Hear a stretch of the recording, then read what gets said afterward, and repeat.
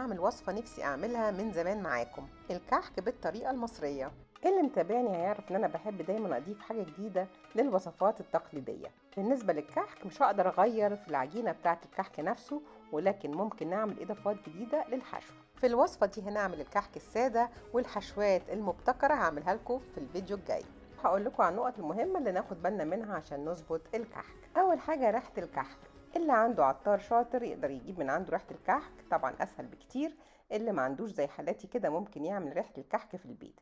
هكتب لكم المكونات بتاعة ريحة الكحك في صندوق الوصف، مش لازم نمشي على الوصفة بالظبط 100%، ممكن لو في حاجة ناقصة نستغنى عنها او نستبدلها بحاجة تانية. حطيت كل المكونات صحيحة في مطحنة البهارات. ريحة الكحك مش بس بتدي ريحة حلوة للكحك، ولكن كمان بتساعد على انها تطول من العمر الافتراضي بتاع الكحك. دي بقى لمكونات عجينة الكحك. محتاج 500 جرام دقيق، ويفضل يكون دقيق بسكوت وكحك، ولكن ممكن كمان نستخدم متعدد الأغراض. لو بنستخدم دقيق متعدد الأغراض وعايزين الكحك يكون ناعم قوي، ممكن نستبدل 80 جرام من الدقيق بكورن فلاور اللي هو نشا الذرة، ونضيف على الدقيق رشة ملح، وهنضيف معلقة كبيرة بهارات ريحة الكحك، وهنضيف كمان معلقتين كبار سمسم ني، واللي يحب ممكن يضيف رشة بودرة فانيليا أو شوية فانيليا سايلة، يعني ربع معلقة صغيرة. ونقلب المكونات الجافة كلها مع بعض. خلصنا خلطة الدقيق، هنجهز بقى خلطة الخميرة. هنحتاج ربع كوباية مية دافية، أو ممكن نستخدم حليب زي ما نحب، مهم إنها تكون دافية مش سخنة. وهنحتاج معاهم معلقة كبيرة سكر. هنضيف السكر والخميرة على بعض، وهنضيف عليهم المية الدافية، ونقلبهم مع بعض ونسيبهم على جنب لغاية لما الخميرة تشتغل. مهم قوي ان نوع الخميرة يكون كويس، وتكون الخميرة طازة وتبقى اكتف. هنعرف ازاي؟ هنعرف لما الخليط يبتدي يعمل رغاوي.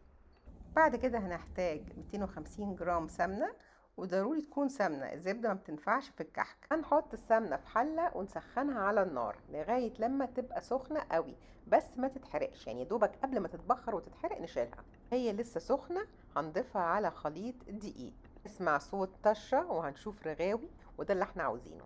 وفي ساعتها هنقلب بمعلقة خشب. اوعوا تفكروا تحطوا ايديكوا لانه سخن مولع. هنقلب لغاية لما كل المكونات تختلط مع بعض كويس قوي. بعد كده عايزين نبس الكحك، نفركه بايدينا لغاية لما نتأكد ان كل المكونات اختلطت مع بعض كويس قوي. وفي ناس طبعا بتعمله بالعجانة، انا جربت اعمله على الايد وجربت اعمله بالعجانة، والحقيقة اللي بالايد اللي هو على طريقة جدتنا هي اللي طلعت احلى. نبس الكحك على ايدينا هياخد من 10 ل 20 دقيقة. عجينة لسه دافية بس مش سخنة. هنضيف خلطة الخميرة. ضفنا الخميرة على العجينة وهي سخنة، الخميرة هتبوظ، فضروري تكون العجينة يا دوبك دافية. نضيف خليط الخميرة، هنقلب تاني. لما نضيف الخميرة هنقلب بس لغاية لما المكونات تختلط، وما نزودش كتير تقليب. المكونات اللي انا قلتها لكم بتطلع كحك ناعم جدا بيدوب في البق. اللي بيحب الكحك اخشن ممكن يزود مقدار المية شوية. بعد كده نختبر العجينة ونشوف اذا كان ممكن تبتدي تتشكل ولا لا. لو لقينا ان احنا بنشكلها وهي متماسكة، يبقى خلاص جاهزة بقى على ان احنا نشكل الكحك. ضروري واحنا بنشكل الكحك نضغط عليه شوية عشان ما يشققش. ممكن نعمل الكحك سادة، وممكن نعمله بحشوة بيكون برضو حلو قوي. لو هنحشي الكحك هناخد قطعة العجين نفردها في ايدنا، ونحط الحشوة جواها ونقفل عليها زي ما انتوا شايفين في الفيديو. بعد ما نحط الحشو هنقفل عليه كويس، وهنكور الكحكة في ايدنا علشان نتأكد ان الحشو مش هيخرج. وزي ما قلت لكم في اول الفيديو هعمل لكم فيديو خاص بالحشوات. هنرص بقى الكحكة على صينية. حسب نوع الصينية ممكن نحتاج نحط ورق خبز. بعد ما نشكل الكحك محتاجين ننقشه. انا ما عنديش منقاش لانه مش موجود هنا، فاستخدمت ادوات بديلة. ممكن نستخدم شوكة، لو مفيش منقاش. لو في منقاش هننقش الكحك بقى بالشكل اللي احنا عاوزينه.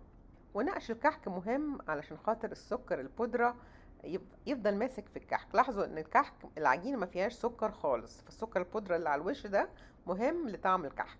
هنسخن الفرن على درجة حرارة ما بين 180 و 190. نسيب الكحك تقريبا 10 دقايق بس. كل فرن بيختلف عن التاني، وبرضو بيختلف احنا بنحب الكحك فاتح ولا بنحبه متحمص شوية. لما الكحك يخرج من الفرن هنسيبه يبرد شوية، ونرش عليه طبقة سكر بودرة. بس كده خلصت وصفة الكحك. يا رب تكون عجبتكم. اشوفكم على خير في الوصفة الجاية ان شاء الله.